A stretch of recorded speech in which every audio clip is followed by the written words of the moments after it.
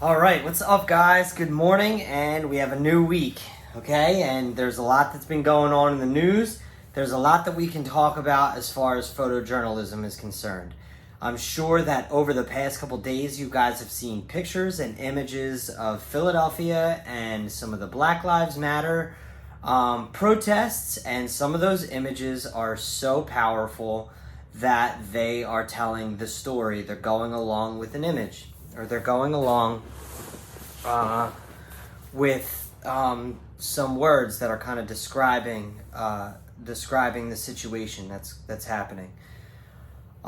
So as a photographer, there's a lot that we can work with. Okay, so let's kind of rewind and discuss what we've talked about so far. Okay, so we talked about the history of photojournalism. We talked about photographers like Dorothy Lange. We talked about creating a mood or a feeling in photos. So how do we do that? A lot of that is done by controlling light. Some of that's done in post-editing as well, so like kind of knowing that contrast and positioning of your subject is important as well. But a lot of mood and a lot of feel is going to be created by controlling the light. Okay. We then looked at Miss Carullo's video on like how to kind of like what the Library of Congress asks themselves when kind of evaluating a photo or looking at a photo. So where was it taken? Who was it taken by? What was the setting that they were in? What was the year? What was going on around those times? Really awesome like questions to ask when kind of coming up with the story for a photo. So I printed out a couple of your photos and I'm going to show you just some of the photos that I felt were pretty powerful. For now, I'll mat these and I'll frame these today. Okay, but this is Aaliyah's. All right, and I just thought she caught a very, very cool moment. All right, I thought she caught a really cool moment. I thought this hardworking, loving mom who like wants to, who's probably tired and worried in like the COVID era. And then you have a kid who he might not even know any different. He just wants to give his mom a hug. So I thought that this was such a cool image, and I really, really liked this one. Great job, Leah. Okay, you have Alex. This would be a great example of something that we're always a little confused about. We're always confused about leading space, and I think that this would be a good example of that. So you have this girl looking out the window. Her eye is probably lined up on that third intersection right there. And you have all this space, so it's like, what is she looking at? So it kind of gives you a little glimpse as to what she's looking at, but you almost want to see more because of her facial expression and how powerful that is. So I think that's pretty cool. So it's like, what is she excited about? Does she see somebody that she knows?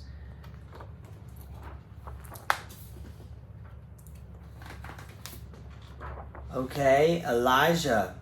Again, you have a almost a movement in direction on where, like, what is this guy looking at? Your eyes are going to probably start here in his eyes, but you have this heavy contrast up here that'll bring your eyes up here. You have this diagonal, kind of similarly shaped and spaced out negative space, and I think Elijah is one of the only ones that his eyes are super, super sharp, so it kind of like makes you really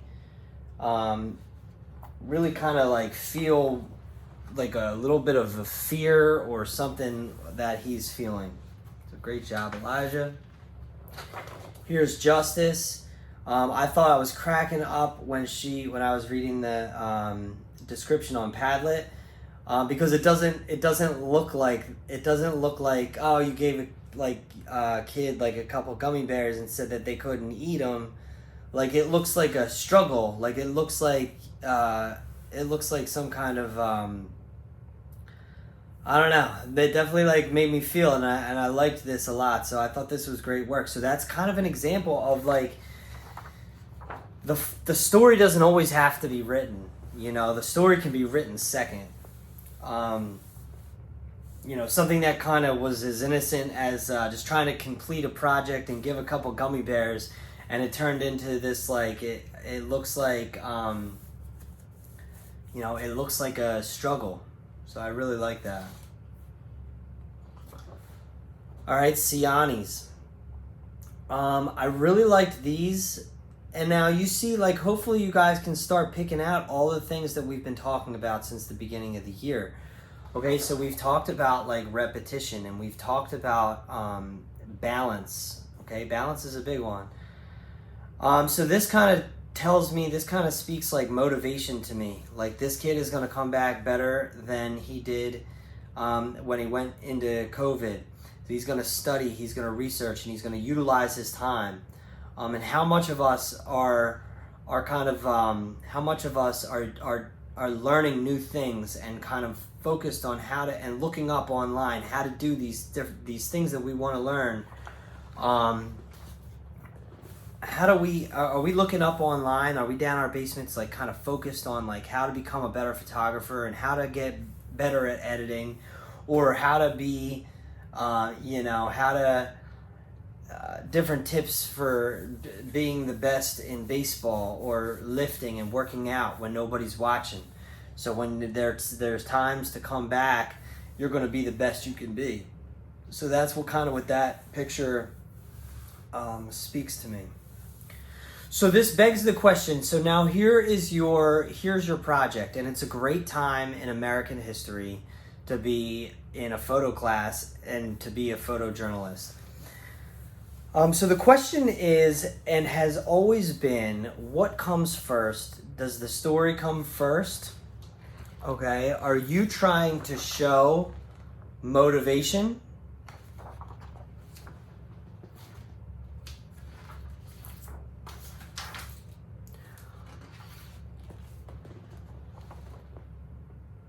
Are you trying to show worry?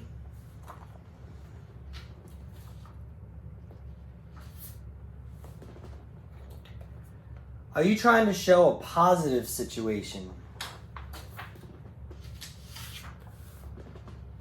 Or are you trying to pick out, like, are you going to try to find a diamond in the rough kind of situation, like a positive image or a positive spin on a negative situation? Folks, there's so much to work with nowadays that I actually had to call up one of my good friends at the school, and I wanted to see if he could shed some light on how to kind of approach coming up with the story. What comes first? Does the image or does the story? Let's see what he has to say. Yeah, John DeAngelis, thanks for kind of including me in this. So you asked me the question, what comes first, the story or the artwork? It's an interesting question. So when I talk creative writing, sometimes I have students who, they know the story right away. They can come up with something right away. They have all these things going around in their heads all the time. Other times you have people where they want to write, they want to do these things, but they have trouble finding exactly what they should be looking for. So here's my advice to those people. If you're having trouble finding the story, look for the positive in the negative around you. Okay, so there's this poem. I want to describe it really quickly here. It's from a writer called Stephen Dunn, and the poem is called The Sweetness. And he holds on to that image of the sweetness throughout the poem. So basically, it's these guys, they're talking on the phone together. They haven't talked to each other in a long time, and unfortunately, one of the guys' partners died of cancer.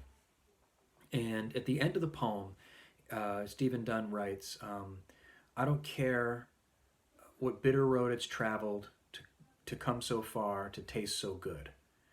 And what he's talking about is that feeling. Even though they're in this place of tragedy, in this place of fear, and that lack of knowing, they have this connection that they now feel together. Again, it comes from a place of tragedy, but now they have this sense of connection, this sweetness that's together, that took them a long time to talk to each other, but now they feel connected again. And I think what some people are discovering right now is that even though there's all this sort of fear going on in the world, all these sort of horrible things going on in the world, and it's nothing but bad news every day, there's these pockets of great news. There's these pockets of sort of beautiful images that are around us all the time. I'm thinking of an image right now, and maybe through the magic of editing, John, you can pop this on the screen, of these guys playing chess in a park. It's either in sort of northern New Jersey or New York, and they're still out there trying to play chess. These are these old guys that go out and they'll play chess all the time and stuff, highly competitive sort of thing, and they're all wearing masks. It's all the same thing that they would have done normally, except they have this juxtaposition. That connections are sort of two unlike things in opposition to each other. The old world and the new world. The old world is like, we got to keep playing chess. We want to keep going out there enjoying our lives. The new world is we got to wear masks. You could portray that as a negative thing. I view that as a positive thing. Is this people still want to be out there being among people, and still want to be out there living their lives and things like that. And then in terms of the negative, I said, maybe look for the positive and the negative. The negative, maybe think about it like this. Like, you may have people in your lives who are behaving differently than what you would expect. Maybe your mom or dad's making dinner, and you ask them a question and they just snap at you. And it's like, where did that come from? Well, they might have all these bills in mind. They might have all of the news that they've been watching, and they're getting a little nervous. Maybe there's a family member who's sick. Maybe something else is going on like that. And so people are starting to express themselves in different ways. I wonder if you kind of just going around, spying around your house, you can kind of catch people in those unguarded moments and sort of see the fear in their eyes. You can see the concern in their eyes, and they're maybe trying to hold it together for you, hold it together for siblings, hold it together for themselves. And so that's finding the story. How are people reacting to the world that we're living in? Are they finding that, that flower that's growing out of the sidewalk in Brooklyn? Or are they instead reacting in ways where they're sort of tearing down things around them? Both options are valid, because this is how people are sort of dealing with the crisis in their lives. So anyway, I hope that helps. I hope that helps the crew. I'm interested in seeing y'all's project.